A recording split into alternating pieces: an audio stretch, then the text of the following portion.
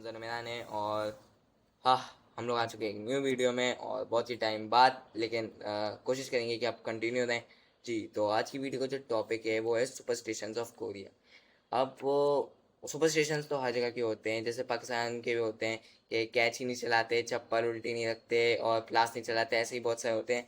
तो मैंने अब हम बात करेंगे कोरिया के सुपरस्टिशन। कोरिया की मैं इसलिए बात कर रहा हूँ क्योंकि as a big big fan of craze, as a big big craze है बहुत ज़्यादा कोरिया का।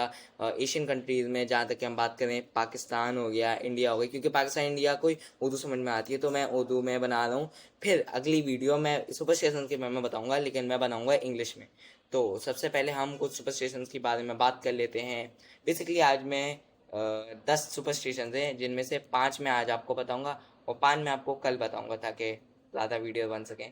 तो सबसे पहले हम 5 सुपरस्टिशन की बात कर लें। तो नंबर 1 जो सुपरस्टिशन होगा, उसको कहेंगे हम रेड इंक सुपरस्टिशन। जी, तो रेड इंक से कोरिया में आप किसी का नाम नहीं लिख सकते। अब इसकी क्या वजह, सबसे पहले तो हम जानते हैं लिख क्यों नहीं सकते। तो सबसे पहले कोरिया में हम रेड इंक में इसलिए किसी का नाम नहीं लिख सकते क्योंकि वहाँ पे माना जाता है अगर हम किसी का नाम रेड इंक से लिखते हैं तो उसका ये मतलब होता है या तो हम उसको मरवाना चाहते हैं या तो हम उसको मारना चाहते हैं।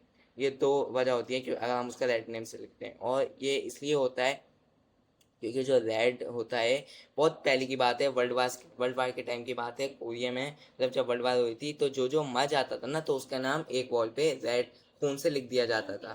तो आज तक उस बात को हम ये कोरिया वाले इधर कंटिन्यू करते हैं और बोलते हैं रेड इंक से लिखना मतलब एक टाइप की मनुष्यत होती है कि रेड इंक से नहीं लिखनी चाहिए, बुरा माना जाता है किसी का भी नाम। जी, तो अब हम बात करेंगे अपने नेक्स्ट सुपरस्टिशन की, फैन इन रूम। जी, तो एक बहुत दफ़ा ऐसा माना जाता है, जैसे कोरिया में माना जाता है कि अगर कमरे में एक लड़का है, सिर्फ एक लड़का या लड़की दोनों में से कोई एक है, और अगर इलेक्ट्रिक फैन चल रहा हो, छत पे लगने वाला नहीं, स्टील फैन नहीं, इलेक्ट्रिक फैन अगर चल रहा हो, इलेक्ट्रिक फैन जो स्टैंड वाले फैन होते हैं वो चल रहे हो, और अगर आप हो और कमरा हो और इलेक्ट्रिक फैन चल रहे हो, तो ऐसा माना जाता है कि आपकी मौत के चांसेस बढ़ जाते हैं। सबसे पहले तो हम जानते हैं कि इसको ऐसा माना क्यों जाता है। सबसे पहले इसकी वजह होती हैं क्योंकि ये ऐसा माना जाता है कि जो पंखा होता है ना, जो स्टैंड फैन होता है, अगर वो हमारे करीब पे लगा हुआ होता है, जैसे स्टैंड फैन तो हम करीब लगाते हैं, तो ऐसा होता है कि हम सफोकेट होने लग जाते हैं, क्योंकि ऐसा माना जाता है कि हमको सांस नहीं आ रही होती, जिसकी वजह से हमको सांस नहीं आ रही होती, जिसकी वजह से हम सफोकेट होने लग जाते हैं, हमको मतलब उलझन सी होने लग जाती है, जिसकी वजह से हम डाई भी हो जाते हैं, बहुत दफ़ा हमारे भी मरने के भी चांसेस बढ़ जाते हैं। तो इसलिए माना जाता है कि fans room on a die, ऐसे ही है। मैं कोशिश करूँगा कि मैं सही प्रोनाउंस कर रहा हूँ, गलती हो तो माफ़ करना। शायद ऐसे ही है, फैंस ऑन अ रूम, कि पंखे को अगर एक कमरे में एक पंखा और एक इंसान हो, तो अगर पंखा स्टैंड फैन हो तो आपके मरने के चांसेस बढ़ जाते हैं। ये भी एक तरीके का सुपरस्टिशन है, ऐसा लोग वहाँ के मानते हैं। मुझे नहीं पता इसमें कितना परसेंट सच है कितना परसेंट झूठ है, लेकिन मानते तो बताना हमको पड़ता है। जी, तो अब हम बात करते हैं अपने नंबर 3 सुपरस्टिशन।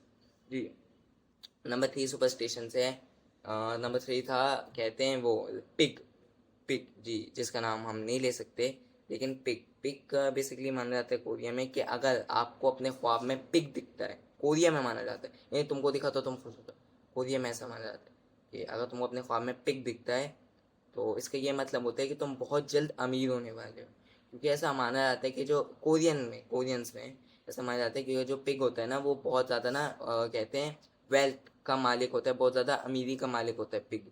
इसलिए माना जाता है कि अगर आपको अपने ख्वाब में पिग दिख जाता है तो आप बहुत जल्दी अमीर होने वाले हो। ऐसा माना है, उनके ट्रेडिशंस में माना जाता है। तो हमारा काम ही है, हम किसी के ट्रेडिशनल को बुरा कहें अच्छा कहें, हम उसके बारे में अपने ओपिनियन दें, क्योंकि किसी को ऑफेंड लग सकता है। तो हम कोशिश करेंगे कि हम उनके ट्रेडिशन में नहीं बोलें और इससे किसी को बुरा भी नहीं लगेगा। Happy piece life. जी, तो अब हम बढ़ते हैं नंबर 4, विसल। विसल, जी, सूट क्या कहते हैं, सूटी क्या कहते हैं, आह, विसल को क्या कहते हैं, मैं शरीफ लड़का हूँ, मेरे को विसल का मतलब भी नहीं पता। विसल पता है क्या होती है, सीटी, हाँ सीटी, सीटी, यस सीटी।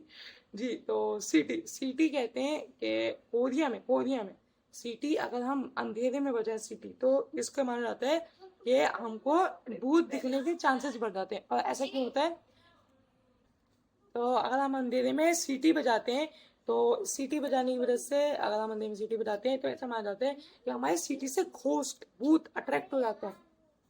हमको भूत देखते हैं गाइस, और डर लगता है भूत देखते हैं।